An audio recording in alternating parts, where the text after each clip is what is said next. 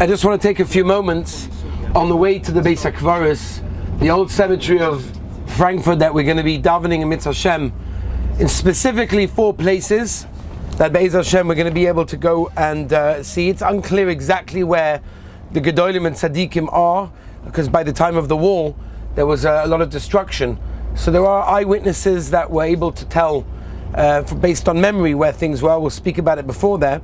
So on the way to the Beis HaKvaros, I just want to mention a couple of ideas and a little bit of a background to Germany, specifically Ashkenaz history.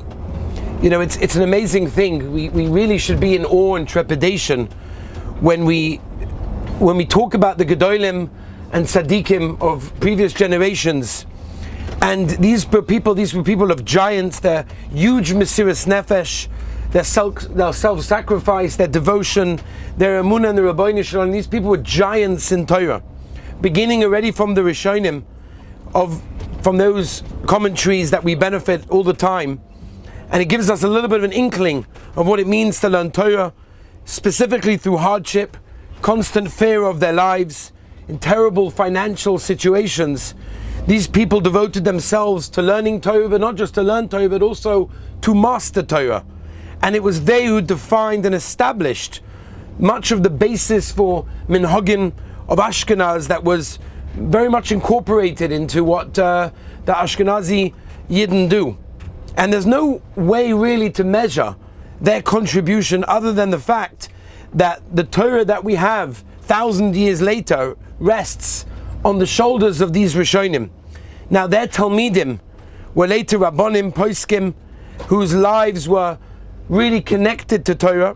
The Minhagim of Ashkenaz were based and established upon the principles of Torah with tremendous Mesiras Nefesh, and there was no room for compromise. A lot that went on over here in Germany was very, very clear, the clear boundaries of what was halacha or not. The Yadus of Ashkenaz was founded on a unique set of values, and the ability of the German Jewry specifically to preserve their traditions on that which they felt to be the most important. So Rav Dessler has an interesting shtickle. Rav Dessler writes at Michtav Meliyahu, he writes that this quality very much affected by their environment, and he explains that any kedusha that is found anywhere is always transmitted through a specific heavenly sar, a guardian angel, which means that even though a specific character that goes to a specific country and a specific nation that is absorbed by the environment, which is very important, and that is actually received from their heavenly guardian. And he writes that the Yidden in this country specifically, you know, they very much went in Lithuania, they went through logical and calculated mahalach, and therefore the Yidden over here developed the study of Musa, the study of character development, whereas you find in other countries, in Poland and others, there's very much a concentration on Hasidus, on emotional expression. Frankfurt specifically was one of the oldest Jewish communities in Germany, and it was a city that was led by some of the greatest Gedolim that we know. For decades, it was acknowledged as the home of Torah during the 16th century. We're talking about Tzaddikim and Gedolim, like Rav Naftali Hertz, the author of the Kabbalah Siddur, Rabbi Yehuda ben Yitzchak, who wrote the introduction to the Smag, the Sefer Mitzvahs Gedolah, Rabbi Kiva Frankfurter, who composed many piyutim, Rabbi Yehuda Alevi Horowitz, the Shlar Kodesh, Rabbi Meir Schiff, the Maram Schiff, Rabbi Nassan Adler, which Be'ez Hashem are going to be zoicha to stand by the Mokum Kvurosai. Now the Frankfurt Judagas, which is basically the Jewish lane, was the ghetto of the Frankfurters. Actually one of the earliest ghettos in Germany, existed from 1462 to 1811. It was the home to Germany's largest Jewish community known in modern times. And then we get, of course, to the Holocaust. So the Holocaust did not just appear, it didn't just arise in a vacuum. It wouldn't have been possible without 2,000 years of Christian European anti-Semitism beforehand. In 1096, the first of 3 major crusades took place. and they were on the way to the Holy Land to rid it of all the Muslim occupants. And the Crusaders, they saw it as their obligation to offer the Jews in Germany the choice of either Christianity or death. Now, not only were there thousands of Yidden, including women and children, that were murdered as a result, but the Crusades set a very dangerous precedent.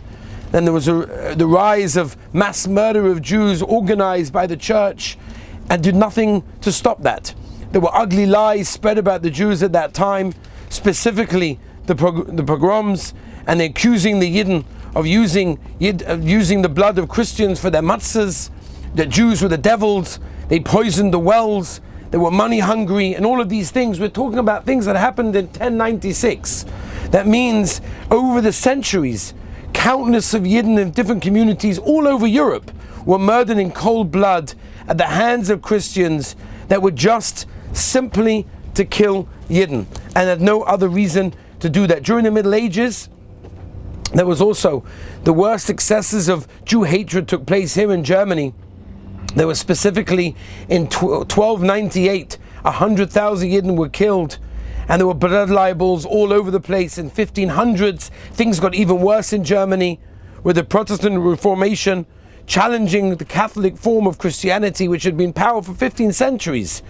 Martin Luther, that originally tried to befriend the Jews, thought that he could win them over. When he saw that he couldn't do that, so he decided that's it. So this is already something that's been happening for decades, for a long time. And then, of course, the Nazi anti-Semitism went in, which of course caused the Churban Europa, which is a terrible, terrible thing, which of course happened over here. Now, if you look through Jewish history, whenever Torah life in one specific location declines, it's always replaced by a tremendous surge in Torah that all of a sudden gets even greater in another part of the world.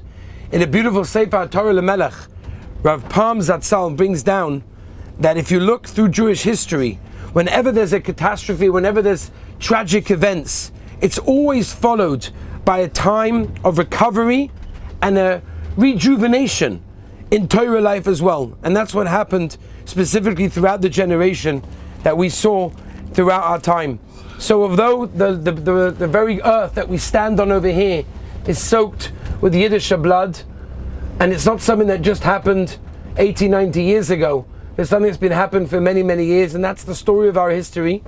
But what we're going to do, Be'ez Hashem, is we're going to try to concentrate on the Gedolim and the Tzaddikim that were specifically here in Germany, that were in Frankfurt, that were Gedolim here, that were Rabbonim here. But not just Rabbonim, these were people that left their mark on the world that we feel ad hayom hazeh. As we're going to speak about some of the tzaddikim that we're going to go to, and we're going to have a schus of davening.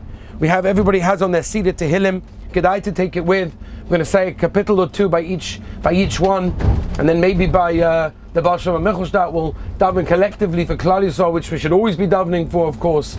But the tzaddikim that we're here, we're not just tzaddikim of their time, but the tzaddikim really that made a difference in the world, in the Torah world, for us, ad hayom hazeh. And we should be zoicha that all our tefillahs, Be'ez Hashem, should be mekabel tova. So here we are at the Beis HaKvaros, the old Jewish cemetery.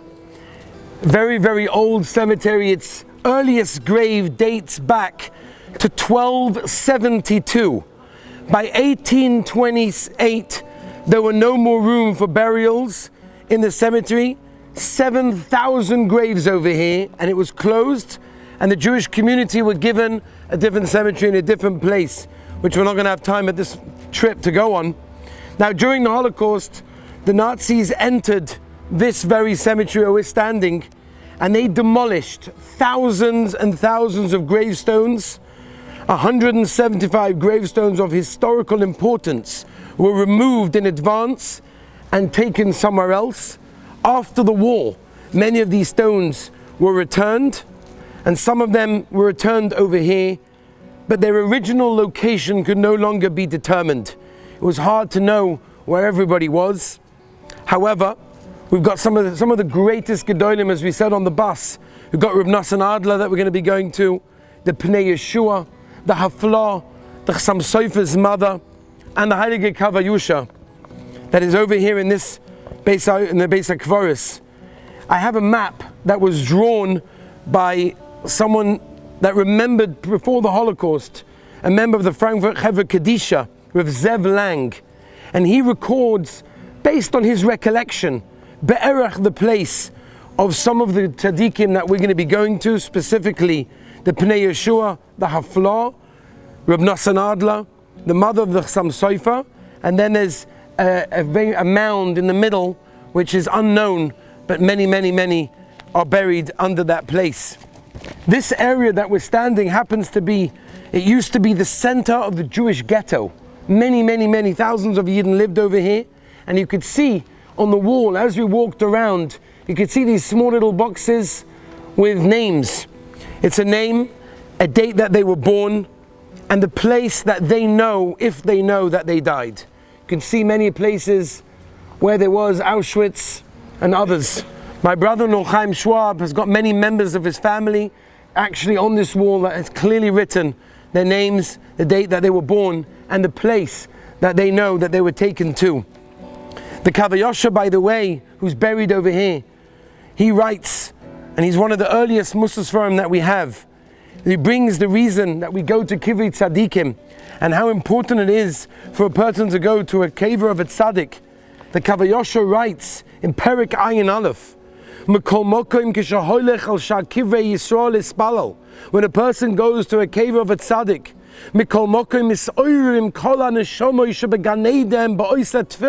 when you're davening over there, you're being ma'ori, you're arousing the gewaldige neshamas in Gan Eden. V'sadno da'ara chadush HaKadosh Baruch Hu goyze kein liyos nafshoy tzadikim mitzuyin al kvoros letoivas Yisrael. That means the neshamas of these tzadikim are there listening to our tefillahs. She'yishoymim letchinas utfilas Yisrael ha'boim yisbala lakvoris. V'chol mi sheyesh lo ye'ezeh tzar. Anybody that has anything in their life that they need, or if they know someone else that needs something, and we all know people that need things, we all know Klal Yisrael needs so much. Yavoy el kivrei avoisov oisha kvoros v'yadiyat tzara lanefoshes. Says the Kavayosha is buried within these walls, that when you have a tsar, or you know someone that has a tsar, your opportunity that you have, the neshamas of the tzaddikim are by the kvaras. We're going to go inside Be'ezus Hashem, and we're going to spend a few moments by the specific places that we know that the tzaddikim are. We're going to speak a few moments about who they are, what they did, maybe even a bit of Torah that they said, and we'll say some Tehillim by each one Be'ezus Hashem. We're standing over here by the Pnei Yeshua. Again, it's not guaranteed exactly, but Be'erech, the Gedolim said that this was somewhere that they remember that he was. Rabbi Yaakov Yeshua Falk, he lived 1680 to 1756, tremendously big Rav in the 1700s. It's interesting because he was a Rav in many different communities. Why was he a Rav in so many different communities? The answer is because he was fired many times, because he was known to stand up for whatever he felt was the right thing to do. And when you stand up for what's right, means that sometimes the community were not so happy with what you did and your decisions and what you said. And therefore they fired him from every community almost that he went to. Now he was born into a very wealthy family, very rich family, a Torah Gedula B'Mokay Echad, which means he had no problem to stand up to wealthy people because he himself didn't need any money whatsoever. He writes in the Hagdama how it was that his sefer came into being, that he was sitting with many of the Bachrim, and he was sitting unbeknown to him on gunpowder barrels that all of a sudden exploded. There was a huge explosion, and it leveled many of the houses around where he was, taking the lives of 36 Yidden, amongst them the Pnei Yeshua's wife, her parents, and the Pnei Yeshua's young daughter as well. Now Rabbi Yeshua, the Pnei Yeshua, was trapped under the rubble, unable to move, unable to breathe, and he realized that his final moments in this world were approaching. With his last breaths, he vowed to the Rabbeinu Shalom that if I survive, I will dedicate myself to go and spread Torah, to be Marbitz Torah, and to publish my works. And that's what he did. He was taken out of the rubble. It took him a while to recover, and then he took a position in two small Galician towns, Taulo and Lesko, which eventually became, right before he actually succeeded the Chacham Tzvi. Now he remarried and he went over to the community in Germany. His name spread as a huge London, and like many Rabbanim, moved from Poland to Germany. And it was a sefer that was well accepted. And I want to mention one specific Torah that Pnei Yeshua writes, because Chazal tell us if we say the Torah of a tzaddik, so his lips are murmuring in the keva. So there's a Gemara in Kedushin Daf Lamed Beis. The Gemara darshans for the posuk v'hadarta Pnei Zakein, which is the obligation in the Torah to stand up in front of someone who's a Talmud Chacham. Rashi in the Gemara learns that it stands for, Zakein stands for Zeh Shekona Chachma, someone that acquired wisdom. Asks the Pnei Yeshua the Kasha, Zayin Kuf Nun, Zakein, Zeh Shekona Chachma, very nice. But where's the Chachma, where's the Ches? Where do you see the Chachma in this? How can Chazal be Kaveh Zakein Zeh Shekona Chachma that it means to stand up for a Talmud Chacham? Acquired what? Asks the Pnei Yeshua. The Pnei Yeshua brings a Gemara in the Nedarim Daf Nun Aleph that says Chazal tell us that if a person acquires Torah, he acquires everything. But if you haven't acquired Torah, then you haven't acquired anything. Says the Pnei Yeshua, it's so poshut, it's so gavaldik. Zeh Shekona. Zeh Shekona what? Someone that acquired what? The only thing that's worth real acquiring is Torah. That's the only acquisition that can happen. And Mimela, that's how Chazal understood Zokein Zeh Shekona Chachma means the Chachma of Torah. And that's how the Chiyuv is to stand up. We should be Zocha to stand here. And we're going to speak about the other tzaddikim in a moment. But the Pnei Yeshua, someone that attached himself to Torah, understood Torah, that in the yeshiva world, which yeshiva baruch hasn't opened up a Pnei Yeshua and seen some of the Gevaldige Lomdus? Who hasn't done that? The Torah that he's given us, Ad Hayom Hazeh, is very, very special. We should attach ourselves to this Torah. Maybe we'll sing a niggin of the Satmar Ava Rabbah, or Sefer Olam, which is a Gevaldige niggin, which anybody knows the niggin, sing together with us. It's a Murdik niggin, and within this words are the words of Ava Rabbah, which have in it all the attachment of Torah that we want, and Yiddishkeit that we want, and Tefillah for ourselves, for future generations. Let's sing together by the tziyun of the Heilige Pnei Yeshua, and we daven that Torah goes within us and goes for all future generations that we have also. Stand up at the cave of the Heilige Reb Nosson Adler. Just to give you an idea, a story before we start about Reb Nosson Adler himself. Every Shabbos, here in Germany, in Frankfurt, one of the Talmidim of Nosson Adler would give a drasha, would speak in front of the Olam, would speak in front of the boys. And there was a young boy there, Moishela, and it was his turn to give the drasha for the Olam. There was a much larger gathering than normal, many new faces. Moishela's father, Rav Shmuel Sofer, was also there in order to enjoy the nachas of his son speaking. Razel, Moshe's mother as well, who we're going to speak about soon, was also there as well, standing with the door half open. And she drank in every word that came from her child's lips, even though she didn't understand much of what her son was saying. The boy started quietly, but his voice was clear and distinct and started to grow in volume. And all of a sudden he was on fire, with questions, with answers, backwards and forwards. Everyone forgot he was 13 years old at the time. Rav Nosson stayed in the room, as in his own private room. He didn't want to be embarrassing to the boys, that he would sort of listen to them, otherwise they'd be embarrassed. Rav Nosson Adler's listening to their Divrei Torah. It was embarrassing. So he didn't want to stay in the room. He was in the room next door, but he also listened. Suddenly there was an interruption. The boy stopped and he burst into tears. He'd been discussing a question that was raised by his maternal great-grandfather, and he spoke as if he was discussing it with his great-grandfather. And he wanted to say, and he was about to say, what you say, great-grandfather, is nonsense. But what he said was, with all due respect, great-grandfather, here you are wrong. Mechutzav, his father called out, who was there by the drasha, and he slapped the boy's face. The boy started to cry, and everyone in the crowd was silent. From Nosson Adler, the Rebbe comes inside, and he says, Moshe, continue. You haven't finished. The boy stopped crying, and he resumed slowly and hesitantly. He was embarrassed and he was ashamed, but eventually his voice picked up speed, it picked up strength, and he finished confidently. Rav Nosson Adler embraced him, kissed his forehead, and he said, your great-grandfather has tremendous, tremendous hana in Gan Eden. And when the boy's mother, when Moshela's mother, Razel, was leaving, Rav Nosson said I want you to leave the boy with me. I'm going to look after this boy. My wife will look after her material needs. I'll look after his spiritual needs, and he'll be fine. This boy was none other than the Heilige Chassam Sofer. The Chassam Sofer was a Talmud of Rav Nosson Adler. Rav Nosson Adler was one of the most important figures in Ashkenaz Yiddishkeit. Born in 1751, died in 1800. He was only 49 years old when he died, and he never forgot anything. He knew everything. He was a Talmud of the Pnei Yeshua. His father was a Talmud. He also learned by the Pnei Yeshua. At the age of 20, he opened up a yeshiva, and he never ever wrote down Divrei Torah. Why? Because he held it was awesome for him to do so, because he remembered everything. He never forgot anything, so there was no het of him to ever write anything down, which is why we barely have any Svarim and Torahs from Rav Nosson Adler. He was into Pashtus and the Sugya. Very simple way of teaching. Boys would come with a question in Tosfos. He would start with the Gemara, go through the Rashi, and then the Tosfos, all by heart, of course.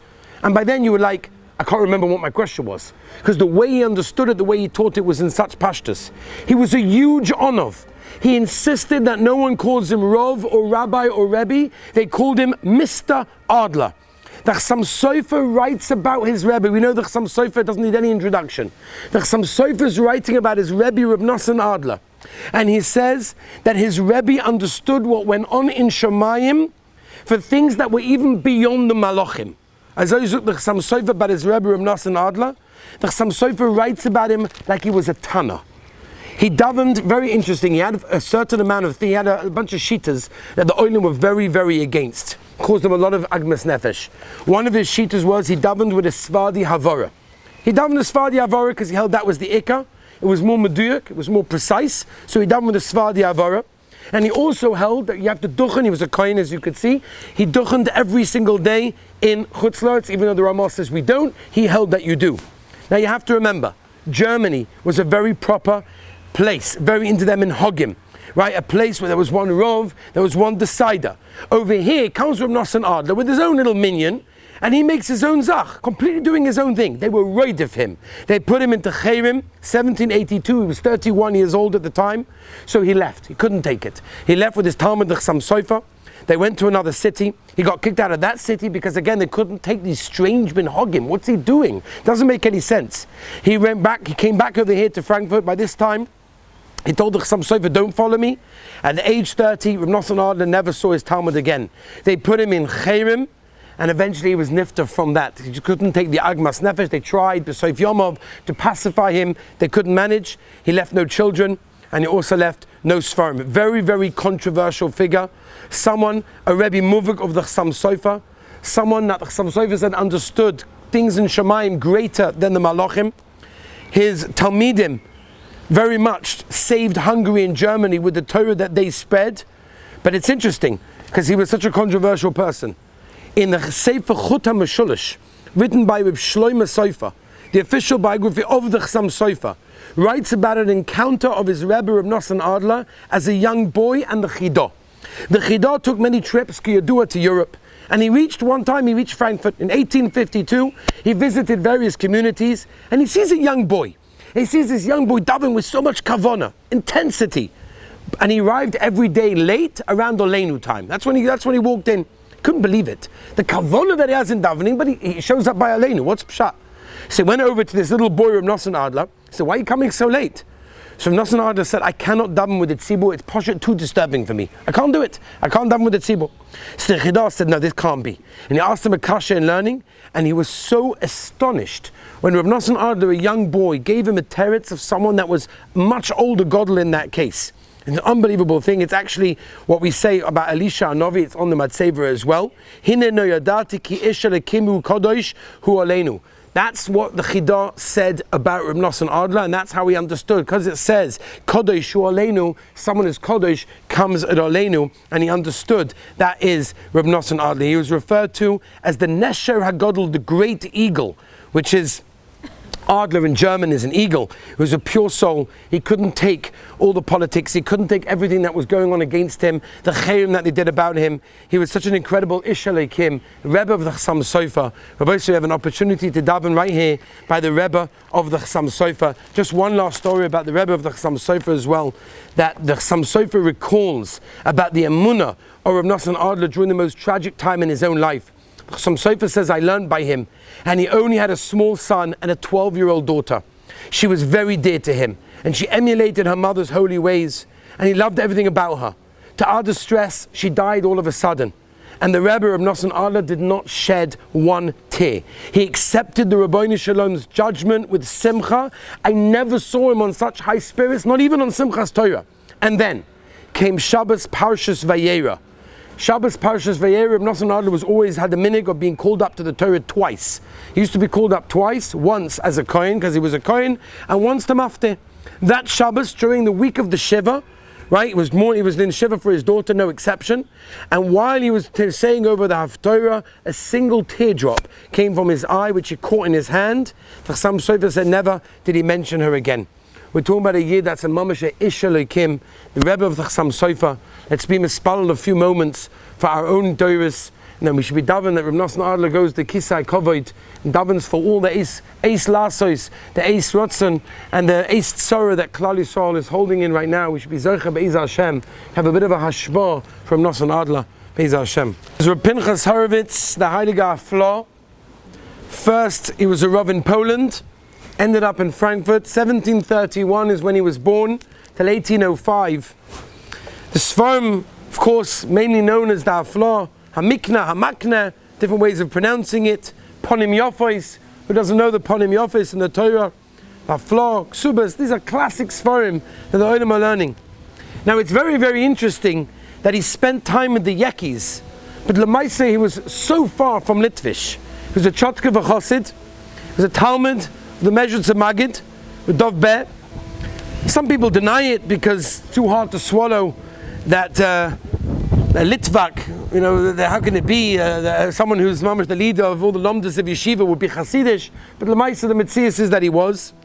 The Hafla's older brother was of Shmuel Shmelko of Nikolsburg, Talmud Muvak also of the Magid of Mezrich, and he was brought by his brother, the Hafla, to the Magid, and they learned by him. They didn't spend too much time there, but they learned by him.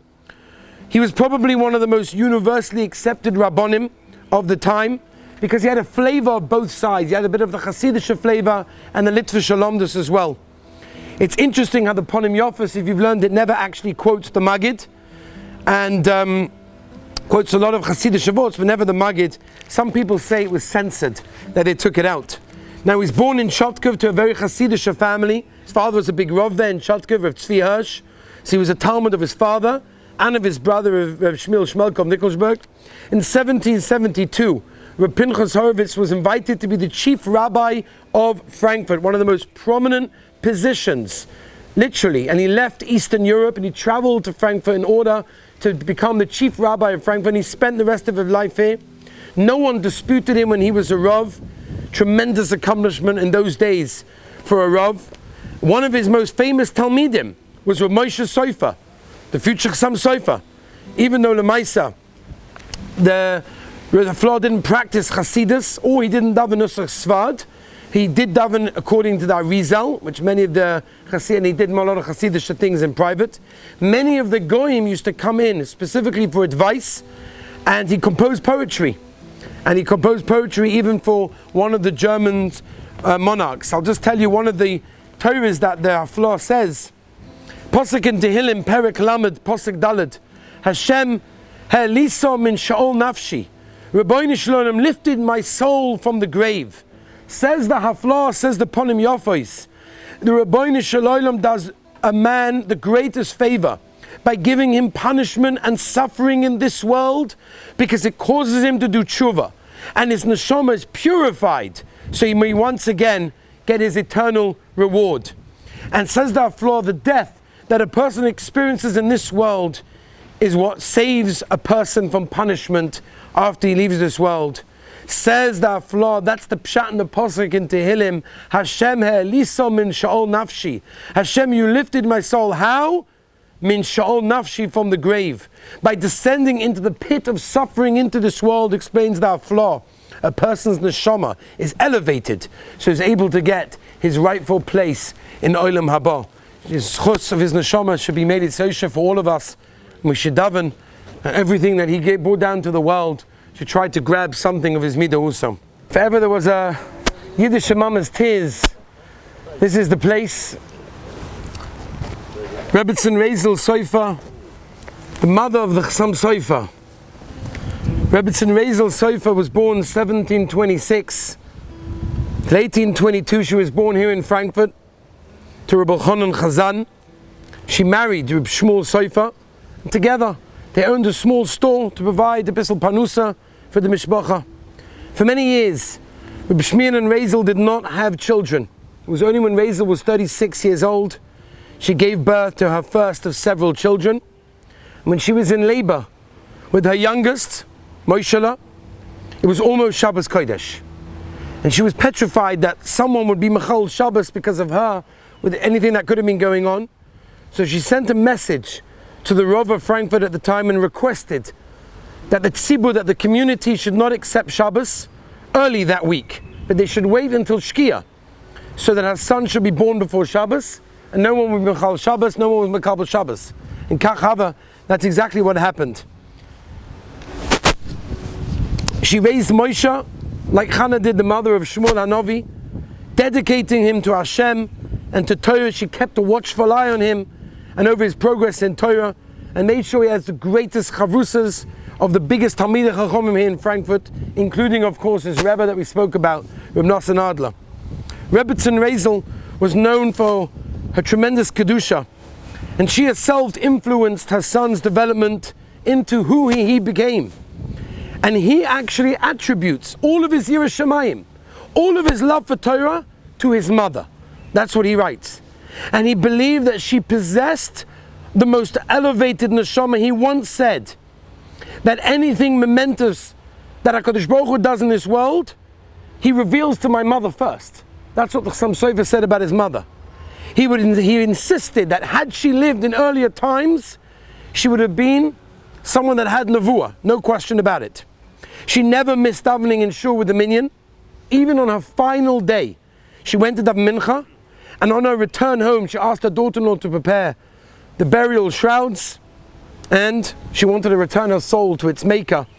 And she called all of the greatest tzaddikus of Frankfurt. They all came together, and that's how she gave her neshama back to the Rabbeinu Shalom. Before she died at the age of 96, she assured her family that if any of her descendants should be in a situation of tsar, they should visit over here her grave, and she would go to Shemayim and go to the Kisei HaKavod, and she would daven.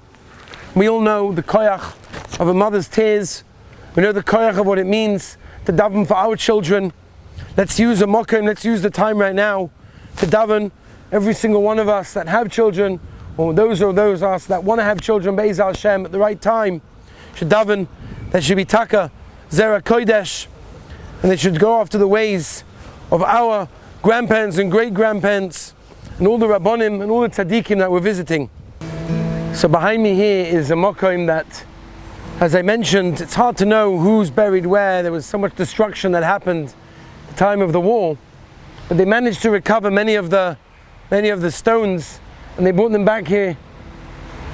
And I want to mention just one tzaddik that we can mention specifically, that we know is somewhere here. Anybody that's learned the Sefer Kavayosha, the Heilige Kavayusha, it's a gewaldige Sefer. In fact, Shimon and myself spent the last 3-4 years going through. We just finished Chelek Aleph. I just want to give you an idea who the Kavayosha was. He was a Rav in Poland, 1600s. He was born in 1650. Through a very, very difficult time in Poland. His father, the Amudei Shmuel, was a big Rav in the 1600s, wrote Sforim on Kodshim, which was very unusual at that time, where people are generally writing practical halachas. Here he is writing Amudei Shmuel on Kodshim. And his father's name was Aaron Shmuel Kaidenova. The Kavayosha wrote Tzvi Hirsch, one of the Gedolim over here. He grew up with a father that was always constantly being beaten up by the local goyim, had his own svarim burnt, and he remembers the massacres happening at the time. He marries a rich girl from Frankfurt, and at one point he gets to fight with some of the rich people in the area, and he writes this in the Akdama to the Kaveh Yosher. He was thrown into prison, into a Polish dungeon for 4 years. Eventually, when he gets out, he manages to go and leaves Frankfurt. It's interesting, by the way, how the Sefer Kaveh Yosher came into being. He had a Rebbe. His Rebbe wrote a lot of Kabbalah, Sifrei Musa in Kabbalistic ways, but he died young and he never published the Sefer. The Kaveh Yosher was a Talmud of him, and he had a copy of the manuscript, and he basically rewrote it, touching it up here, touching it up there, adding pieces from time to time, and he admits this. He writes this in the Akdama, and he published it as his own work called the Kaveh Yosher, which took off in a tremendous way. So the original Sefer of his Rebbe's were never published until many, many decades later. Whoever heard of it? Yesod Yosef. Anybody heard of the Yesod Yosef? Rabbi Yosef of Minsk, of Beistin of Minsk. He was the Zikr Rebbe. It's interesting how Sfarim work. The Talmud made the Rebbe's content more famous than the Rebbe did. He lived from 1650 to 1712, and at the time he lived in Germany, which was a safer place, but Poland at the time was very unsafe. Later, of course, it switched around. He had a very rich father-in-law. He had no problem with Parnassa at the time, and after his father died, he undertook the publishing of the Sfarim, Amudei Shmuel, that's his father's Sfarim, Birchas HaZevach, and Kolchem, and others as well. He was in his 50s when he published the Kaveh Yosher. Be'ikar, as we said, from his Rebbe, published it 1705. And it's a very serious Musa. Anyone that learned the Kaveh Yosher knows a lot of it is Zohar Kodesh, real Rizal's tremendous Musa. He calls it Kaveh Yosher because Kaveh is 102 chapters. The Pri Megadim writes, this Sefer is the Refuah Sanefesh. The Rebbe of Melech writes the Noimani Melech, he learned it 102 times, as the Lashon of Kaveh 102. And the Rebbe of Melech, it should be Shogu B'Piv. The Chida always had a Kaveh Yosher on his table. The Kozhetz Magid said that a person can have more Iris from the Zohar brought down in the Kaveh Yosher than the Zohar itself. The Ksav Sofer said that a person has to learn Kaveh Yosher. And he writes how he got to the Madrega of writing such a Sefer. And he quotes from Chazal that Moshe Rabbeinu davened 515 tefillahs to enter Eretz Yisrael. And the Rebbeinu Shem said, if you daven one more, you'll break the Gzeira. So too said the Kaveh Yosher, he davened 515 tefillahs, Gematria Hirsch, that was his name, 102 Prokim Kav, and therefore I was Zoicha. Such a tremendous thing. I just want to read to you one thing that the Kaveh Yosher writes at the end of Chelik Aleph in Perek Nun Beis. He brings down Shlomo HaMelech in Koheles Perek Zayin. Al titzadik harbe, ve'al tirsha harbe. And he brings that be very careful when you look at people who are Isaac in Tefillah and they're Isaac with a talis and Tefillin all day. Be careful of those people. It doesn't necessarily mean anything about them, is how they dress. But he writes, you never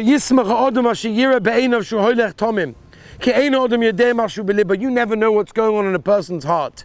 But he writes one thing, and he says, a person that does business be'emunah, a person that does business honestly, and he doesn't want to take money that's not his, he doesn't want to take something that's not his, that person, who ish tzaddik v'yosha b'vadai. Says the Kaveh Yosher, persons who tefillin all day, talis all day, we have no idea what's going on in his heart. Maybe he's a tzaddik, maybe he's not. But a yid that does business, and he's so careful not to take that which doesn't belong to him, and he's careful to do everything in business in the honest way, says the Kaveh Yosher, that is the emes tzaddik. We should say at this time, excuse me, that we're surrounded by tzaddikim. We're surrounded by so many people, some of them we know, some of them we don't know. And it's specifically a time that every single person, and we looked at the names as we walked into the Beis Olam, names that we never heard of, names that we never knew, we'll never know. How many people remember who they are? But each and every one of them had their she'ifas, had their goals, had what they wanted to accomplish in this world. We have to believe be'emunah shalema that the Rabboni Shalom is going to be maksa all of these neshamas, and there's going to be a tchias hamesim, and however difficult life challenges are and things that we go through, We have to recognize that we see these tzaddikim, it gives us a koyach to continue. Look what they had to go through. Look at the times that they went through. Look at what they witnessed. Look at what they had to do. And yet they still were from, they still had a shaykhs to the Rabbeinu Shalom. It gives us that emunah, that strong, real foundation of emunah, that connection to Rabbeinu Shalom that every single one of us is looking for in our own lives. And b'schus, all of the tzaddikim that are here, all of the regular people that are here, if we can call them regular people, they went through such times, be'emunah shlema. And we should daven together at this time that the Rabbeinu Shalom will stop all of the tsaros, and all of Klal Yisrael will have Yeshuas, and all those that need brachas will get brachas, and all those that need shidduchim will get shidduchim, and those that need children will have children, and those that need parnasa, and those that need refuah, and those that need whatever it is that they daven for. We should daven be'emunah shlema that the Rabbeinu Shalom is going to bring the Geula. There's going to be a Mashiach. We're waiting for it. We're really waiting for it. We believe in it. It's going to happen. It's been so long. All these neshamas that are here in this place are waiting for it as well. And we believe be'emunah shlema. Let's gather together and let's daven b'schus of the Rabbim. That be'ez Hashem, there should be a Yeshua. We came all the way to Michelstadt. What are we here for? Who's this Baal Shem of Michelstadt? What does he represent? What did he do? And why do we schlep the oilam specifically to this place, small little shtetl, the Baal Shem of Michelstadt? Why do we schlep the oilam here? What's the reason that we're here and what are we going to accomplish? So let's first understand, who's the Baal Shem of Michelstadt? Reb Yitzchak Arya, Reb Zeka Leib Vomza, most famously known as the Baal Shem of Michelstadt. Now it's interesting, the word and the name Baal Shem means he used names Kabbalistically. It means he used the names of Hashem, names of Malachim. He lived in 19th century, born in 1768, died 1847. His father, Matisyo, his mother, Sorila, descended from the Marshal, from the Arizal, traced all the way back from Rashi. He lived in a totally different century than the Baal Shem from Mezhbej. Who was this Baal Shem of Michelstadt? A Yekka living in Germany, just outside of Frankfurt. We were just there. We traveled just about an hour to Michelstadt. A Kabbalist, a miracle worker. It's a fascinating idea. So the word Baal Shem was very often used, very common, for anyone that used names of Hashem, of Malachim, to heal people. People would come with all sorts of physical problems that they had, and he would heal them, almost like a doctor. It was like a kind of profession in those days. The Baal Shem of Michelstadt seems to be one of the last people that got the title Baal Shem. It's an amazing thing how he lived at a time in history where there were so many German Jews that were hardly religious. Many reformed, many converted. And it's an amazing thing in a little shtetl of Michelstadt, 20, 30 families that lived there, not more than that. Here lives this Kabbalist with his yeshiva, with his Talmidim, and amongst him all the secular people in the world. And here you've got this Yid that's healing people with using Hashem's name, using Malachim names. Now when he grew up, he went from Michelstadt, where he was born, to Frankfurt. And who's the Kabbalist over there that he learned from? Of course, from Nassan Adler. We were just there. Some say he learned at the same time the Chassam Sofer by Nassan Adler. He married a girl from Frankfurt and eventually returned back over here to Michelstadt. Zeka Leib was appointed rabbi of the town. And many people were opposed to his being the rabbi of the community because of his extreme views, his mysticism, his weird practices. Remember, this was post-Shabbatai Tzvi. People were very nervous and very weary of new mahalchim, of new things. He established a yeshiva. So he was the Rosh Yeshiva as well. His first wife passes away, and the second wife's name was Chana. And from a small town nearby, he practiced over there. Some say that the Chassam Sofer and the Chedush Harim, specifically, they recognize the koyach of the Baal Shem, used to send people to the Baal Shem. In his yeshiva back of here in Michelstadt, he taught Gemara, Halacha, Kabbalah, but also general studies like math and philosophy. About 70 Talmidim in the yeshiva at the time. In 1825, his house burned down, with most of his writings all burnt in there. Most of them were lost. He died on Som Gedalia 1847. In In 1910, there was a plaque placed by his house, by the authorities, which was eventually removed by the Nazis, as was his tombstone. And in 1947, both were replaced by his descendants. So there's a tradition that in the year that Reb Zekel was born, Eliyahu Novi appeared at his father's home as a guest in the community, and he notified Reb Zekel's father that as a reward for the great cover that he gave to Torah in his town, he would have a child that would illuminate the Jewish world. At the young age of 5 years old, Zekel was already known as a wonder child. At the age of 13, he begged that his parents would allow him to go learn in yeshiva, but the finances just didn't allow it to happen. At the age of 16, Reb Zekel left home to learn in Frankfurt under the Haflar of Pinchas Horowitz, and then eventually Reb Nosson Adler. And the Talmidim of Reb Nosson Adler accepted upon themselves a very interesting type of lifestyle, bearing on just the minimum, many times fasting, learning Kabbalah at different times. In 1787, he moved back to Michelstadt, where he took a room in his parents' home, and he just sat and learned Yomim V'Loila. At the age of 30, he took upon himself to just rely on the minimum of food. His meals consisted of a little bit of soup, black coffee, and occasionally some vegetables. These chumras applied also to Shabbos, when he would sometimes have a slice of fish. His son writes, or Michal Wormser writes, that at the age of 18, his father was makabel, he took a Kabbalah, he took a vow, never to partake of anything that living creature in the world, and everything comes from there. He ate no meat, no chicken, no fish, eggs, butter, milk, and he did so because of Kabbalistic reasons. It's brought down that the Goyim used to come over here, and used to come to the cave of the Baal Shem before they went into the army during the time of World War I. And it was known that anyone that davened over here and that went down to the war came back safely from the Muhammad, came back from the war.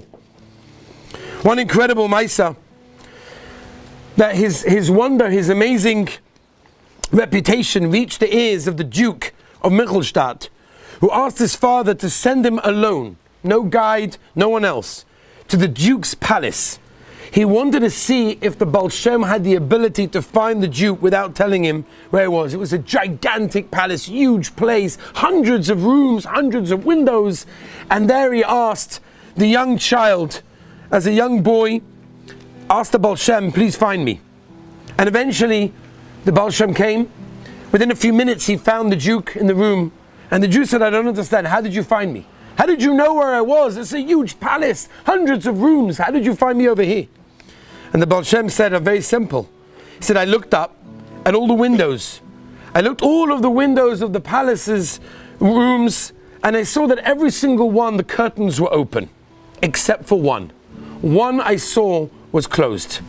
And I understood that you must be hidden there. If it's closed, it means that's where you are. Zog the Baal Shem of Michelstadt, Rabbi Isai. Open up your hearts. Says the Baal Shem of Michelstadt, so many times in our life, it looks like it's closed. The windows are closed, the curtains are closed, the shades are closed. We don't see the Rabbeinu Shalom. We don't see Hashem in our lives. We don't see Hashem of so many things that we go through. But yet the Baal Shem was megala to us that it's precisely the window where the shades are closed. That's where you find what you're looking for. If you look, that's where you're going to find it. And it's precisely when it's dark and it's difficult and it's raining and it's cold and it's mystical and we don't understand it. And so many times in life we don't understand it. But yet, that sometimes is the greatest Yeshua. Rabbi Sai, here we are in a Mokoim, Kodosh Ad Ma'oid, a Mokoim where there were so many Yeshuas for Klal Yisrael that happened in this very place. Reb Shimon Galai Shlita said that out of all the Kvarim that he goes to around the world, he has never seen Yeshuas happen like he sees right over here by the Baal Shem of Michelstadt.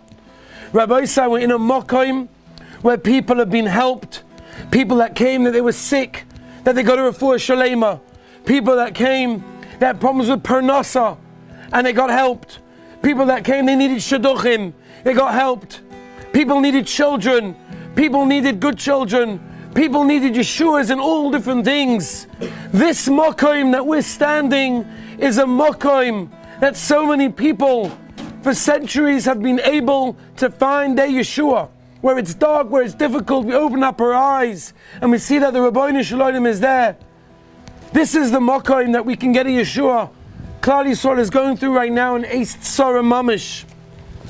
You look what's going on in Eretz Yisrael. How many people are still captives? The hostages. That Be'ez Hashem, they should come out healthy and well. How many people are dying? Every day you see again and again in the news, another soldier, another one and another one.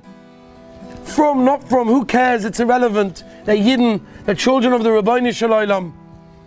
Klal Yisrael is going through such an Eis Tzara. People are struggling to find that connection with Hashem, that deep relationship with the Rabbeinu Shalom. It's the whole purpose that we're here, is to be able to do that. It's so difficult for us. Rabbi Say, here we are. Let's be mispadal. Let's open up the Sharei Shamayim. Let's beg the Rabbeinu Shalom. We need Mashiach, we need the Yeshuas, we need the Geula. It's enough.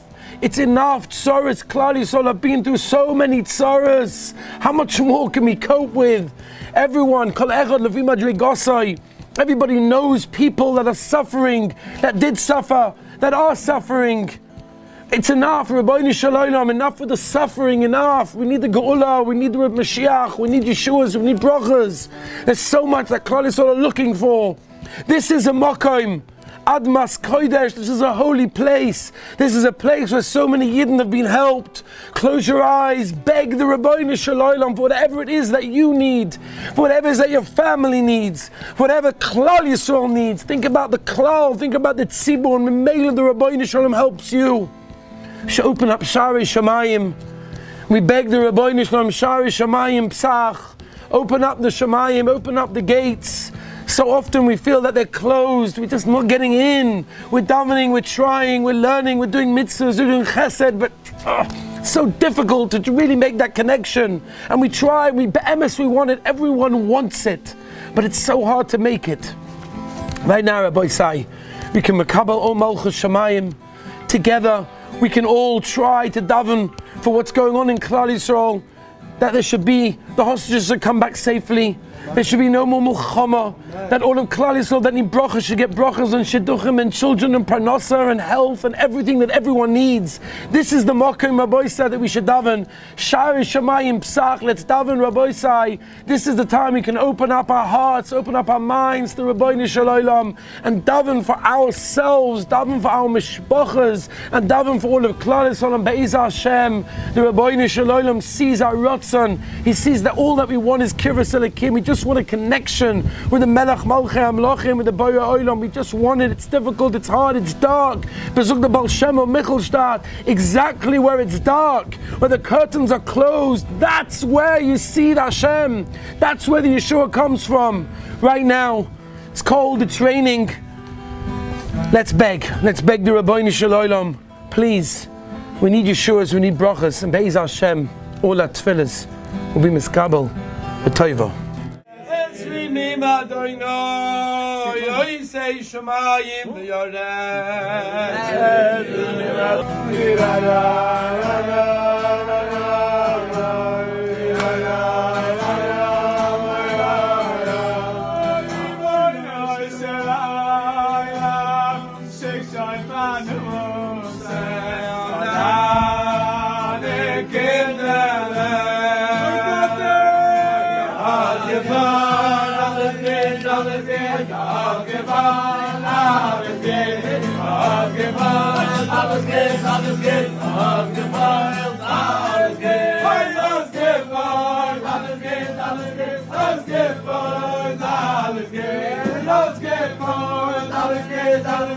To give you a little bit of a background and a backdrop to what went on specifically over here in Prague by the Yidden, what the Yidden experienced over here in Prague.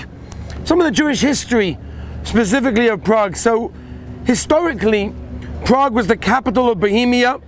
Today, as we know, it's located in Czech Republic. Jewish life in Prague has been documented at least as early as 970 CE. In 1096, the community was attacked by crusaders. Hundreds of Jews were murdered. The community as a whole was again attacked during the siege of the Prague castle in 1142, when the oldest shul in Prague and various sections of the Jewish quarter were burnt down. After the siege, the Yidden were required to live on the right-hand side, a specifically area that became Prague's Jewish ghetto. During this time, they were very limited in what they were allowed to do, what they were not allowed to do. In the day, the gates of the ghetto was open. At night, and on Yom Tovim, the gates of the ghetto was locked. Things began to change at the end of the 13th century under King Ottokar II. He issued a royal charter in 1254 that said that the Jews were protected as moneylenders and servants of the king and were required to pay high taxes and occasionally supply loans to the royal treasury. Life for the Jews in Prague at that time flourished. The shul, which we'll get to, Be'ez Hashem, the Altnu Shul, the oldest remaining shul in Europe today, we'll get about there, we'll speak about it. 1270 was built. Jewish life around that building for many was the unity, the achdus of the Jews in Bohemia. Some of the most outstanding Yidden that lived here in Prague at this time, at the beginning of the 13th century, the Jewish community was led by their great leader, Rabbi Avram ben Azriel, well known for his work. Anyone heard of it? The Arugas HaBoisem. His Talmud, the famous Rabbi Yitzchak ben Moshe, known as the Oizarua, also lived over here as well. King Charles IV ruled. There's a statue in Prague of King Charles IV. He ruled from 1356 to 1378, and he used the Jews to benefit his treasury, and at the times giving them the rights that were useful for him, and at other times using their misfortune for his gain. In 1357, he cancelled all the debts owed to the Jews of his lands to appease general people and to strengthen his rule. As was often the case for the Yidden in Europe, there were times of stability and there were times of horrific anti-Semitism. Jews always knew, don't get too comfortable, because history has always shown that expulsion or attacks could be just around the corner. Prague was devastated by a pogrom in 1389. On Easter that year, which coincided with Pesach, the Yidden were accused of vandalizing the Wafa, and as a result, 3,000 Jewish men, women and children were murdered in the streets, in the homes and in the shuls of the ghetto.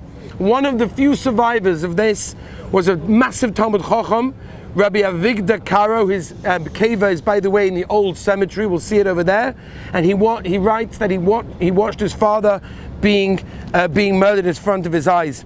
Now, the 16th century became known as the age of the Prague Renaissance. The Jewish people and the population here increased tremendously. Between 1522 and 1541, the Jewish population of Prague almost doubled. Many of the refugees were expelled from Moravia, Germany, Austria and Spain, came over here to Prague. During this time, they had to expand the ghetto, and the Yidden were allowed to acquire lands adjacent to the ghetto in order to build their own homes. 1541, there was a struggle between Ferdinand I and burghers, that which resulted in them demanding that the Yidden be expelled from Prague. Ferdinand I expelled the Jews for 2 years. Another temporary of the removal of the Yidden also happened in 1557. Following Ferdinand's death in 1564, the situation for the Yidden did improve slightly. During the golden age of Prague, the community here grew to the population of over 3,000 Yidden. 3,000 Yidden by the end of the 16th century, to over 6,500 Yidden by the end of the 17th century. Due to the favorable situation, Yidden from around the world came to live here, and they settled in the Jewish quarter, and some of the greatest tzaddikim lived over here in Prague. We're going to make our way now to the Beis HaKvaros, the Beis Olam. We're going to start by the Heilige Maharal, and we're going to hear some words about who he was and what impression he made on the world.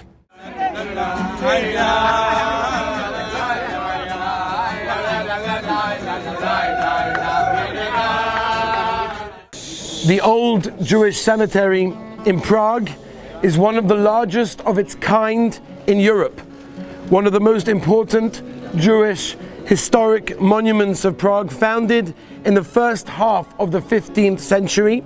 The earliest tombstone over here dates back to 1439. The last burial took place 348 years later, even though the cemetery was expanded and expanded and expanding several times over the centuries. It was never large enough to meet the needs of the Jewish communities. So what they ended up having to do was to put bodies piled on top of the other, some of them up to 10 deep. There are approximately 12,000 tombstones in this cemetery over here, and the oldest of which we spoke about a few minutes ago belonged to the massive Talmud Chacham, the Gadol of Avigdor Cairo. It dates back to 1439. So until in its use until 1787, there were many more burials, and again, more than the headstones that you're going to see. So you're not going to see as many headstones as there are bodies, because as we said, they were layered one on top of the other. It's one of the largest and oldest surviving Jewish burial grounds in the world, and there are, according to some, 100,000 bodies that are buried here, stacked 10 to 12 layers deep, which is interesting why you see that sometimes the basic floor is actually higher than the street level. So Rabbi said we're going to a Mokim Kodesh, where there are big tzaddikim, and we have to understand who we're going to see. We're going to speak in Mitzvah Shem. The first stop is going to be the Maral. After the Maral, we're going to make it over to the Kli Yakar Be'ez Hashem. So we're just going to say a few words, try to understand the Mokim Kodesh that we're standing by Rabbi Yehuda Lovi ben Betzalel, the Maral of Prague, born around approximately, although it's not really clear, 1512. It's interesting, two of the big Gedolim at the time, we're unclear about their exact time and date that they were born, both the Ramah and the Maral. He dies 1609. The Maral opened up a new spiritual depth of the understanding of Yiddishkeit, Yomim Tovim, the mitzvahs, a whole new level of depth of machshava in a very unique way. Anyone that's learned the Sefer Tanya knows that in the Shablat, in the opening page, the Heilige Balatanya, he writes that everything he writes in the Tanya is mipi Sfarim v'Sofrim. Who does he mean? He means the Maral of Prague and the Shla Kodesh. So it means that when you learn Tanya and you get Isoris from a Tanya, you realize that much of that came from right over here. The Makor was the Maral of Prague. Now I want to give you an idea of who the Maral had an influence on, so you should understand how the ripple effect of the Maral affects us ad hayom hazeh. The Maral had a huge influence of many Hasidic Rebbes and teachers, primarily, but only amongst them, and many more. The Koznitzer Magid, Rabbi Yitzchak Mivorka, Rabbi Simcha ben Mepshischa, the Ishbitzer, the Kotzka, the Sfas Emes, Rabbi Tzadik HaKoyin, the Vilna Gaon, Rav Kook, Rabbi Moshe Shapiro, Rav Hutner, and many more. All throughout the generations of tzaddikim and gedolim that got their machshava, their chizuk, from the Maral of Prague.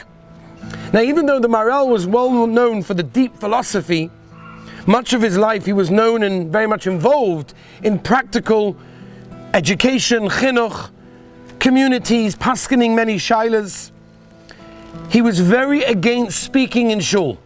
He composed a tefillah against those that watch the people, specifically for those people that watch their mouth, to be careful not to speak in davening. It was called the Nachash, the snake. The Nun is the Ya Nesach. He was very involved in a certain tshuva, and Samach and the Endochof was for the Sichas Chulin. His Talmud, one of the many Talmidim, but one of the Talmidim of the Maral was, of course, the Tosfos Yontef. And the Tosfos Yontef, Kafi, the Anhogas of his Rebbe, was also very makpid on speaking during davening. And as we know, we have in yeshiva the tefillah of the Tosfos Yontef, how careful a person has to be about not speaking in davening, came from the Maral. The Maral was born in Poznan in Poland. It was born to immigrants from Germany. We don't know much about his rebbeim. Some say he learned on his own. He was eventually appointed Rav of Poznan. Later, eventually, he was appointed Rav of Nikolsburg, and then of Prague, which before it became Czech Republic was Bohemia. He was a Poisik Alamdan, a Boki B'chola Torah Kula, and Kabbalah, a deep thinker in philosophy, astronomy, science, and much more. He's basically the bridge between the Rishonim and the Achronim living around the time of the Arizal. 1573, he moves to Prague for the very first time, after being the Rav in Nikolsburg for many years, successfully a Rav there, which again, being a Rav in a Europe community was not easy. It wasn't simple, but he managed. 1573, he comes to Prague for the first time. He was very critical of the Mahalach that most yeshivas were using. We'll talk about it in a minute. He was the Rav of Prague. He was not the Rav of Prague at this time, but in 1583, he leaves Prague to go back to Poznan, his original hometown, where over there he was appointed as the Rav. In 1588, he returns to Prague, still not appointed as the Rav of Prague, but he was well known as one of the Gedolim. In 1592, he leaves Prague again, returns to Poznan, opens the yeshiva there, trading places with the Rav Mordechai Yaffa the Levush, and the Levush eventually they traded and he came back to Poznan when the Maharal left. In 1597, the Maharal returns to Prague for the very final time, and he remains here until he dies in 1609, and now he's the Rav. So it's interesting that he's known as the Maharal of Prague, but he wasn't really the Rav here for many years, and it was only later on in his life that he held an official position as the Rav. When he died, he was replaced by the Kliyaka, which we're going to go just up the path in a few minutes. Something very unusual, he shares a tombstone with his wife, which is very, very unusual in those times. One of the strongest things, and I think this is an important idea to speak about, and I heard this from Aubrey Hirsch, she said a beautiful idea that he was very against, and he took stand against how to teach Torah in the proper way. And if you look in Tiferes Yisrael, Perek Nun Vav, if you look in the Go'aria and Parashas V'eschanan, fascinating idea. He disagreed with all the Mahalchim that they were teaching in all the yeshivas in Europe at the time. Terrible. There was a type of a pilpul. We don't have it so much nowadays. A pilpul means going into depths of different Mahalchim and different ideas and, in Machshava on the Sugya. He was very, very against the Mahalach that most yeshivas were teaching at that time. And most sugyas and most Talmidim were busy explaining the Svaras and whatever it was. The Maharal held it was the worst type of the way to teach. And he writes, and again I'm quoting Tiferes Yisrael, Gur Aryeh, I strengthened myself to change the situation and I was unsuccessful. I wrote letters to Gedolim in Lithuania and in Poland and I was not successful. And he writes, the shameful disgrace that we have deviated from the methods of previous Rishonim, all because of a claim that pilpul sharpens the mind. How can they say it sharpens the mind? All it does is confuse people and make for total stupidity. He felt that one of the main causes of the problem is because people are learning Tosfos way too early. And he said the reason that people are learning Tosfos too early is because Tosfos is written on the margin of the Gemara, it's printed on the daf.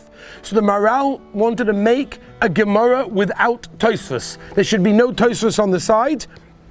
And he did actually manage to finish printing that in that case. His idea was we need to understand Chumash, we need to understand Mishnayos way before we start learning Gemara in that way.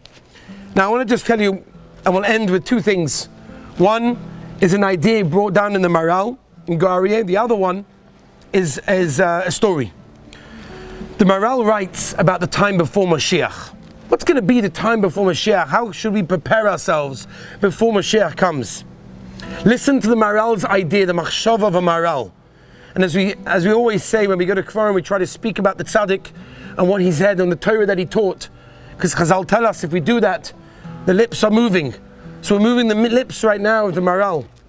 Says the Maharal, Yom Tov falls on Erev Shabbos. The halacha tells us, the Gemara in Beitza, Ein Yom Tov meichin the Shabbos. You're not allowed to cook and prepare on Friday, which is Yom Tov, for Shabbos. You can't prepare Yom Tov, can't prepare for Shabbos. So disgracing the Yom Tov if I'm preparing for the next day. So what do? So the Gemara says, you make an Erev Tavshilin. How does an Erev Tavshilin work? An Erev Tavshilin start means I'm started to cook on Thursday, which is before Yom Tov. Now I can continue to cook on Friday, which is Erev Shabbos, for Shabbos. Because I started already on the weekday, I made an Erev Tavshilin, now I can cook on Yom Tov for Shabbos. Says the Maral, what a beautiful yesod in our own lives right before the time of Mashiach, the coming time of Mashiach. If a person starts to work on himself, even if we can't reach full perfection, but we make some kind of a beginning on the weekday before Mashiach comes, then even in the time of Mashiach, you'll be able to continue the work that you started during the week, which was before Mashiach came. But says the Maral, the condition is to start now, when it's still the weekday before Mashiach comes. That, says the Maral, is the deeper meaning of Erev Tavshilin, which is how the Maral explains that Chazal tell us that Avraham Avinu kept every halacha, even the Erev Tavshilin, because it teaches us such an important lesson that we have to know that idea. There are many stories of the Maral. Maybe, in fact, I'll leave them for when we talk about the shul. But just to give you a couple of facts about the Maral. When the Maral was born, it saved many, many Yidden from a blood libel. The Maral was born, Kiyadua, during Leil HaSeder.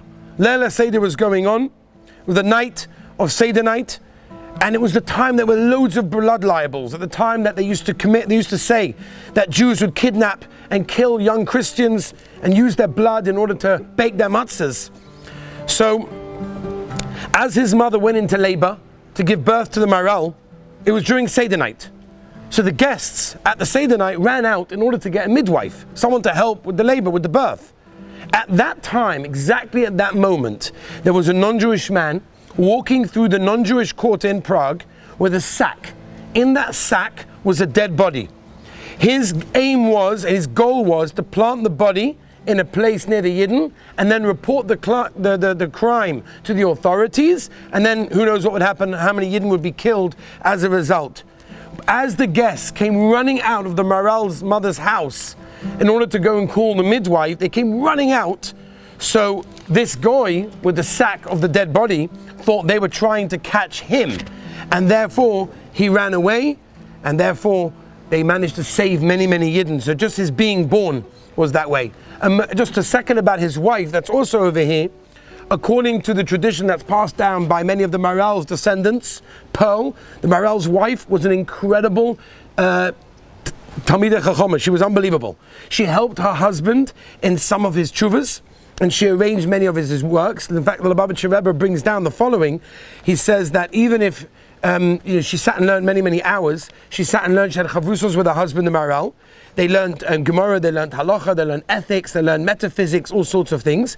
She said about herself that since she was 8 years old, not one day went by that she did not learn for at least 5 hours. After she married the Maral, many people would send him halacha shailas. She would read out the shaila, she would write down the replies. She edited and arranged many of the Maral's actual works, and it's said that in 8 places at least she found mistakes in what her husband wrote when he quoted either a Gemara or Rashi, which is interesting. Now the Golem story we'll talk about a little bit when we get to the shul, but whatever it is, the Maral himself did not feel that making a Golem was anything extraordinary, because the Gemara brings that every Friday Reb Chanina, Reb Oshia would use the mystical Sefer, the Sefer Yetzirah, in order to create a calf in order to eat on Shabbos. So the Maral felt that, using Sefer Yetzirah, which has the divine names of Hashem, was basically just davening Ashrei Yeshu V'Secha. It wasn't a big deal.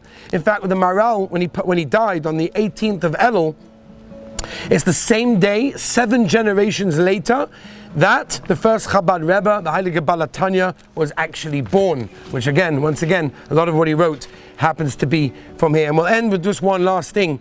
Many people wrote Sfarim on the Maral, and one of the most recent works, the Pachad Yitzchak, written by Rav Hutner. Now on September the 6th, 1970, Rav Hutner and some of the family members were on TWA flight 741 when it was hijacked and it went to Entebbe.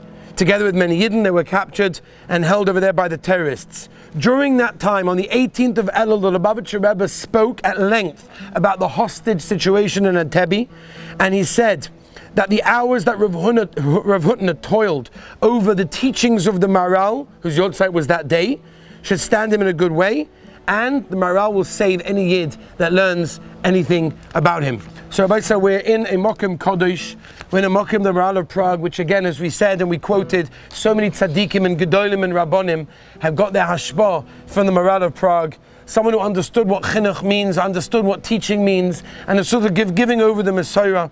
Let's daven, let's be mispadal, and at this time let's be mispadal also for ourselves, also for our families, but also let's remember Klal Yisrael. Let's remember the Eis sorrow that Klal Yisrael are going through at this moment of time in Eretz Yisrael and around the world. The uncomfortable situation of hostages, the army, the soldiers their lives are at risk every moment of the day. Let's remember Achenu Kol Beis Yisrael. Let's remember where Klal Yisrael is holding. Let's daven for the Geula. Let's daven that the Rebbeinu Shalom gives us Siyata D'Shmai in our own lives, in our own Torah, in our own Yiddishkeit. And Be'ezah Hashem, all our tefillahs, Be'ezah Hashem for ourselves, for our mishpachas, and for Klal Yisrael will be answered the Tova. We are standing by the Tzion of the Heilige Kli Yakar, Reb Shlomo Ephraim ben Reb Aaron. The Kli Yakar originally lived in Poland, 1540 to 1620. So he lived around 80 years. He was a Talmud Be'ikar of the Marshal. Now his Yotzai, by the way, is Zayin Ir, not what it says on the Matseva, Zayin Adar. It's Zayin Ir was actually his Yotzai. A huge Godel, a tremendous London, Rov in Prague, Rosh Hashiva in Lvov, amongst many places. Very much connected to Machshava. He was an incredible speaker, famous, of course, for the Kli Yakar on the Parasha, also Sif Seidas, also River Voice Ephraim. And because he was a big speaker, he actually published a beautiful sefer called Oilulis Ephraim. It's actually one of the first cheating sperm that you can get. We probably look for droshes on Bris Milah, Sheva Brachas, Chasanas, Purim, whatever it may be. The first original cheating sefer was the Oilulis Ephraim from the Kli Yakar. He sat in the Beis Din together with the Shloach Kodesh. Now we know very little about the Kli Yakar, and whatever we know is whatever he writes himself in the Hagdama. He succeeded the Maharal as Rov of Prague in 1609, and he was known as the Rosh Hadarshonim. His sefer, he has a sefer called Amudei Sheish, and he bashes the chinuch system, like his Rebbe the Maharal also did. The Sugya, and he talks about how it is that every kid in Cheder and Yeshiva, they learn a few psukim of that week's parasha, and then they go straight to Gemara. They don't learn the whole parasha, they don't learn the continuation of what the story of Klal Yisrael went through. So he says they know nothing about Hashem, they know nothing about the world that HaKadosh Baruch Hu created, and even the Gemara that they do learn, it's Gemaras that not even Nageya, they don't even learn practical halacha, they don't learn practical musa, there's no what's going on over here. He doesn't understand. They said that's why there's no Derech Eretz, because everybody's just learning that, and no one's learning any Mishnayos and Gemara and deep halacha and deep hashkafa and musa. Rabbi said this is over 200 years ago. Okay, it followed, of course, the Maharal. So that was the Kli Yakar's idea. Now his name is actually on his bris. This was not given Shlomo. He was given the name. It was added. Shlomo was added to his name Ephraim when he was suffering from a critical illness, and he vowed at that time that if he survived, he would compose a parish on the Chumash.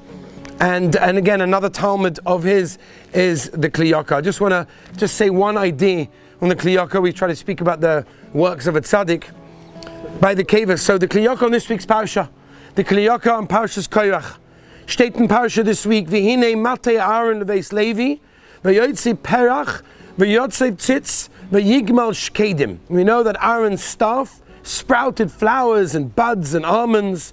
Says the Kli Yakar, what is the yesod that we learn from this week's parasha? What a beautiful idea. Says the Kli Yakar, we learn the lesson of a dry stick that produced fruits. That means never underestimate anyone. Even if a person who seems on the outside dry and unsuccessful can become great with Siyata D'Shmaya. And even someone that's destined for greatness on the outside can end up never being successful. Says the Kli Yakar, never give up on anyone. Anyone can succeed when the Rebbeinu Shalom wants them to.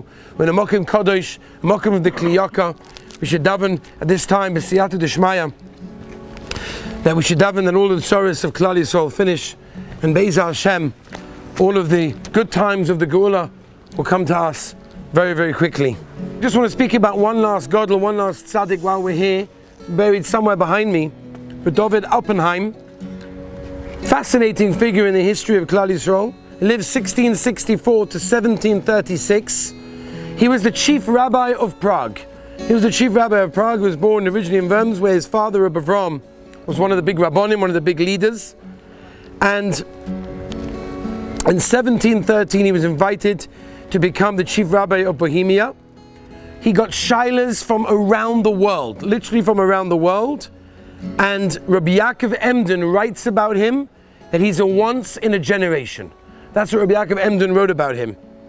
Now, of course, we have details of his mastery of the whole Torah, backwards and forwards. He knew everything.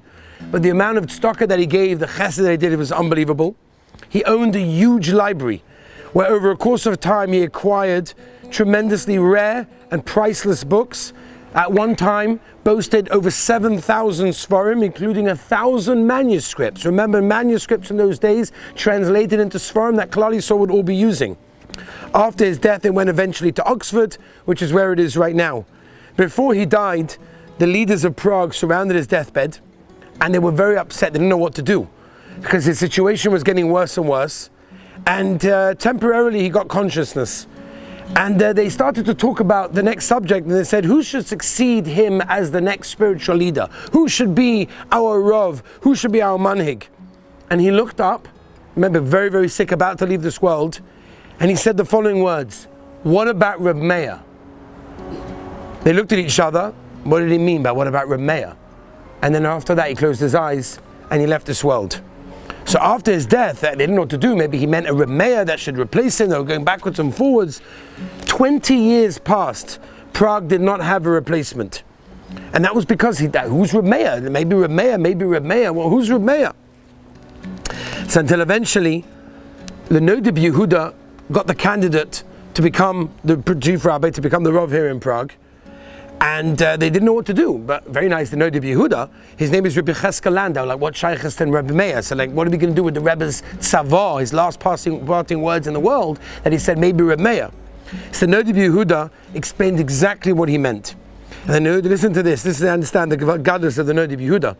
He said that what he meant was, the halacha is, we always follow the Rav. Whenever there's a shaila, there's a machlokes, we always go with the Rav. In other words, whatever the most likely situation will come out, that's what we assume will happen. There's one opinion in the Gemara, right? The Gemara talks about it in Chulin Davav and Aleph, where the Gemara says that Shitas Reb Meir holds is your choishish limiyuta. You're chayish, you're suspecting, even for a very far-fetched, slight possibility, even though it's probably not going to happen. Zug the Nodeb Yehuda, when they brought up the Shaila with Rav David Oppenheimer, who's going to be the future leader of Klal Yisrael, that means that they were giving up on him, and they were saying that he's going to die. And he said, but maybe Reb Meir. Shitas Reb Meir is choishish for the miyat of people that are about to die, get a refuah shalema. So maybe I'm going to be one of those people, and maybe I'll have taka a refuah shalema. With that, the community understood that the Nodeb Yehuda was their chosen leader, and he became the Rav over here afterwards. But upon him, Rav David Oppenheimer was an unbelievable tzaddik. The Torah that he knew, the shurim that he gave, and the tzedakah that he did as well should be a schos for ourselves and for all of our neshamas and for all of Klal Yisrael Be'ez Hashem.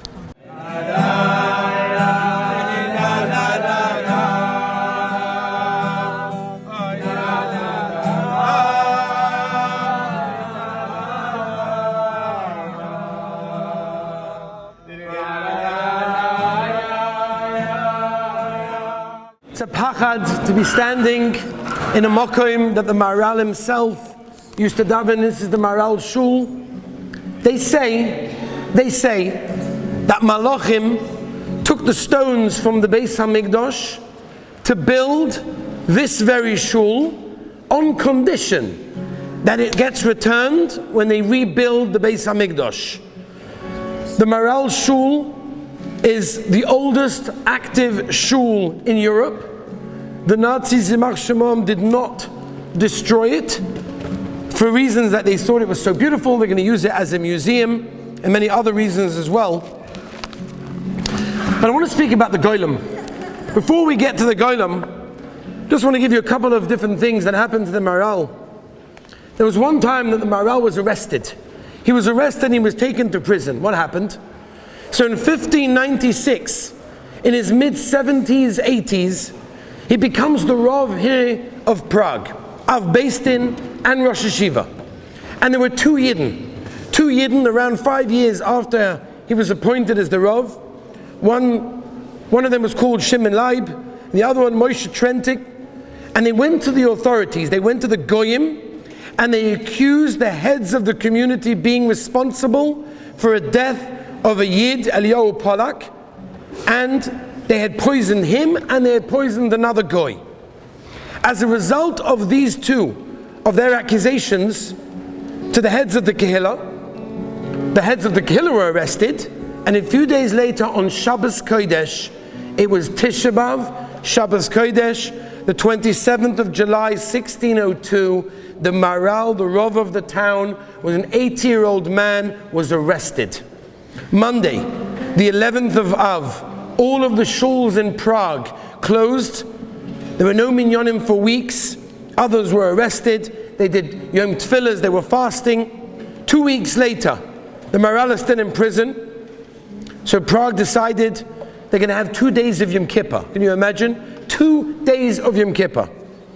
And eventually, after all of the tefillahs, after many bribes also, on the 25th of December 1602, they were released. They managed to show that everything was fake and everything was just nothing. One of the Yidden who was captured after that died in prison, and the other one left Prague forever. Now we normally associate banning of Sfarim and Jewish books with the 20th century, but the truth is, it's way, way before that. In the 18th century in Prague, the transmission of Torah Shebaal Peh was in serious danger. The ownership of Jewish literature was being controlled heavily by Bohemia, and when the Talmud Bavli, when the Gemara was reprinted for the first time in many years in Frankfurt, it was smuggled into different places, and the church was told about it. And when they were told about it, they searched all of the houses, and they seized hundreds of books. In 1714, Emperor Charles VI issued a decree. Every Jewish book in Bohemia has to be brought to a public place for inspection, and if you didn't like it, it was going to be confiscated forever. We think about the Nazis that did these things. It happened many, many years before that. People were in panic. They weren't sure what to do. Should we keep our Sfarim? Should we hide them? But then maybe it's going to be confiscated forever. No one knew what to do. There were three categories of Sfarim. There was the heavily Asa, there was something that needs censoring, and there was the Mutter. Thousands of Sfarim were burnt here in Prague. Gemara was one on the list that was under the heavily Asa. 135 sets. Doesn't sound like a lot, but for those days that was huge.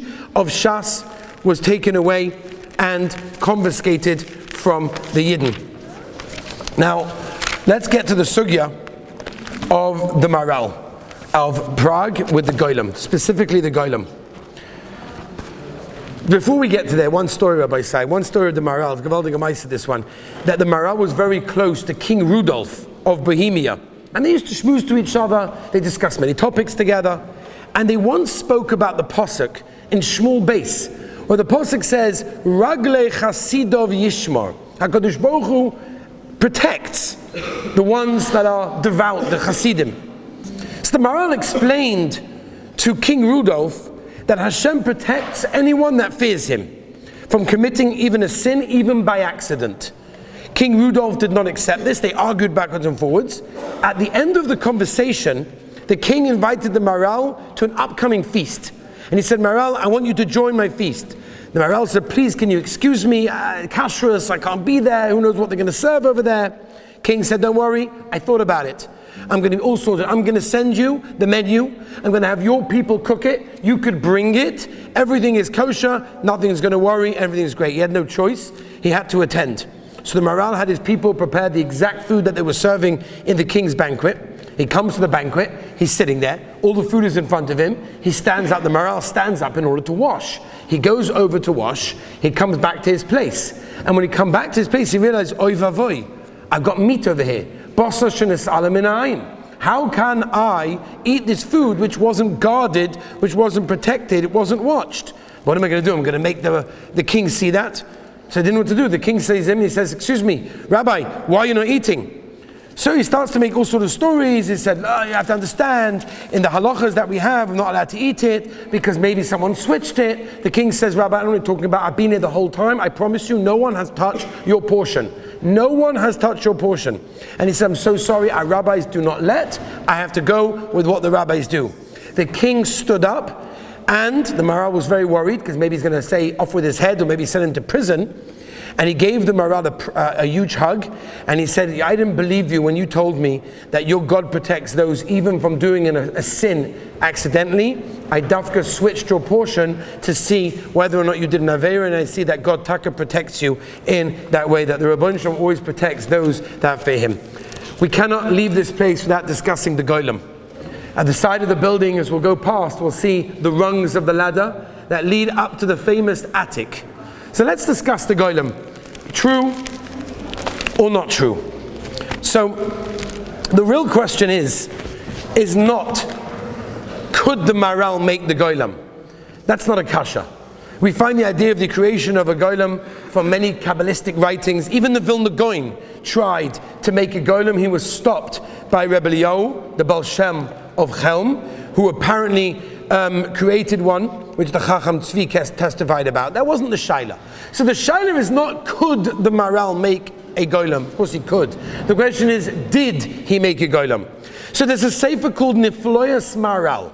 Nifloyas Maharal was written by Rabbi Yudel Rosenberg. He was a Dayan in Warsaw in the 19th century, and he writes that he found an old manuscript in an old library in Metz, which was written by the Maharal's son-in-law, Reb Shimshon HaKohen, who writes testimony and witnessed that he himself participating in the making of the Goylem. And he continues with this manuscript that the Maharal created the Goylem in 1572, when the Maharal was the Rov of Prague at the time of the ruling of Rudolf II. Why did he make it? The Goyim were causing problems, they had pogroms, they needed a security, that's why he made it. So here we have an eyewitness, clearly, in an old manuscript, brought down in a sefer Nifloyas Maharal from Yudel Rosenberg, that there was a Goylem. Now we know that the Goylem had 3 letters written on his forehead, Aleph, Mem, Tov, Emes. And when the Maharal didn't want the Goylem to exist anymore, he writes this all over there. Then he removed the letter Aleph from Emes. When you remove the letter Aleph from Emes, you have Mace. And the Goylem subsequently died, and he buried him in the attic of this shul. However, there are many problems, as I heard from Aubrey Hirsch, there are many problems with this, and this is actually put together by Reb Shneur Zalman Newman. Many problems, I'll spell 3 of them. Problem number 1, Rudolf III was not the king in 1572 yet, Ferdinand was. Number 2, the Maharal was not the Rov in Prague in 1572, he didn't even live in Prague at the time. Number 3, there never even existed an old library in Metz. So whatever this manuscript with a whole testimony says, the facts don't add up, something is wrong. However, there is another possibility. 13th century, in the shul, there's a special minig, and this minig is Ad Hayom Hazeh. If you daven here tonight, you will see this minig taking place. Mizmor Shir Liyom HaShabbos, Tehillim Tzadi Beis, is said, and then it's repeated again right before Mariv. Why? What's the reason for this weird minig? Where else in the world do they have Mizmor Shir Liyom HaShabbos twice? Right here in this shul, Ad Hayom Hazeh, started in the 13th century. What's the pshat? So they explain the pshat as follows. And they say that there was one time on a Friday night that the Goylem was running around Prague all over the place, and the Maharal had to get involved, didn't know what to do. To make sure that Shabbos wasn't broken, the Maharal instituted a repetition of Mizmor Shir again, right before Shabbos, to make sure that no one was Machal Shabbos, because he had to be busy with whatever he had to be busy with to stop the Goylem. So because of that, they said Mizmor Shir twice, and that's the minig that they do Ad Hayom Hazeh. So that's a great raya that the Goylem happened, because that minig still stands, and it's not a minig anywhere else in the world. Or you could say that the minhag in those days, much to many people's delight, or maybe not, was to actually do Kabbalah Shabbos with musical instruments. That's how they were Makabel Shabbos, with musical instruments. Right before Mariv, in order to stop and be Polish from Malacha, they said Mizmar Sheh, and that's why they did it a second time, but it's not necessarily a raya that there was or was not a Golam. It's interestingly enough, when the attic was renovated in 1883, there was no evidence of any Golam. Nobody found anything. But in 1907, there was a report from Rav Marcus Hirsch, who was the chief rabbi then of Prague, and he said that the old shamash of the shul was made. He testified that he himself helped to bury the Golem's remains together with all of the rest of the shul's geniza decades earlier. And you can generally not get up to the attic. There have been visitors and film crews and Talmidei Chacham that went up there in the last 30, 40 years, and they said there's absolutely nothing over there. The Lubavitcher Rebbe wrote that his father-in-law, the Rebbe, the Rayatz, told him that the remains of the Golam in the attic, he saw himself when he visited this shul. The Rayatz's daughter, Rebbe Simchaya Gurari, she provided more details. She said, I asked my father, tell me, what did you see there? So she's quoting her father. My father paused for a moment and then he said, when I came up there, the room was filled of dust and shamus. In the center of the room, I could see the form of a man wrapped up and covered. The body was lying on its side. I was very frightened by the sight. I looked around at some of the shamus that were left there, and then I left, frightened at what I had seen. That's what the Rebbe Rayat said in that case. Now, I just want to mention to you one last story. So again, whether it happened, it didn't happen, I don't know. You'll decide. But one story. Just before I was getting on the flight a couple of days ago, I called a very chashva Yid in England, Rabbi Shua Hartman. Rabbi Shua Hartman, as we know, published many of the works of the Maharal. Anyone that learns Maharal is generally learning or something which was published by Rabbi Shua Hartman. He has the Bekiyas that he knows of Maharal is astounding. And I called him up before I got on the flight and I asked him, I heard a story about you. I heard a story about you and the Golam. Tell me the story. So he told me the story. I wanted to hear it from his own mouth. And he said to me like this. He was learning with Reb Moshe Shapiro Zatzal in this very shul in 1993. It was 2 o'clock in the morning and they were learning Netzach Yisrael Perek Daled. Rabbi Shua Hartman and Reb Moshe Shapiro were sitting over here. 2 o'clock in the morning. Reb Moshe Shapiro turned to Rabbi Hartman and he says, when do you think the last time people learned Torah in this shul at 2 o'clock in the morning? When was the last time? So Moshe pauses and he says, he made a cheshbon, 130 years. It's been 130 years since anyone learned Torah in this shul at 2 o'clock in the morning. And he told me, 3 minutes later, a huge man enters the building, enters the shul. Now remember, and he told me this, there was a chain on the door. When they walked in, they had to make sure that there was a chain on the door because they didn't want anybody coming in. It was dangerous, I don't know what. They chained the door. The door was locked. A man came in. Okay, Rabbi Shua Hartman and Rabbi Moshe Shapiro are sitting here learning. They look up, they see this huge guy, they call out to him. Doesn't answer, he ignores. He goes over to the Maharal's seat, murmurs a few things, walks out. There's a police car outside. They said, did you see anything? Nothing. He said, I have no idea if I saw the Goylem or I didn't see the Goylem. Maybe he was Zoicha because he just basically, he was, the schus of why we're learning so much Maharal is because he was able to publish so much of the Maharal, so he spent most of his life learning Maharal. He says, I don't know if I did, I don't know if I didn't, I don't know if it's true, I don't know if it's not true, but that was the story that happened. But whatever the case is, we're in a mokaim that the walls are saturated with the Maharal's tefillahs. Let's perhaps be mispalal for Torah, for Yerushalayim, for all of the things that we always ask for. The tefillahs that were offered in this Mokim Kodesh is unbelievable. Let's be mispalal for ourselves, for our mishpachas, and for all of Klal Yisrael.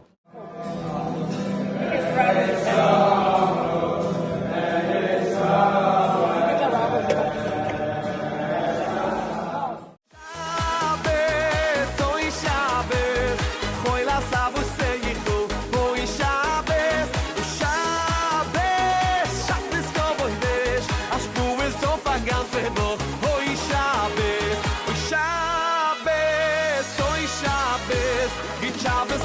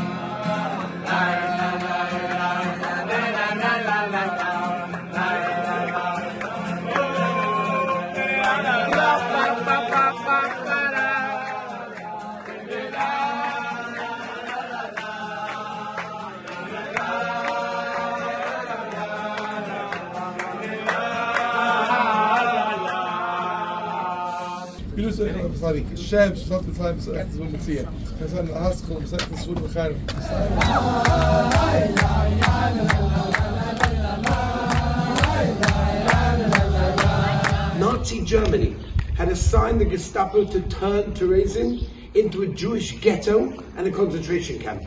It primarily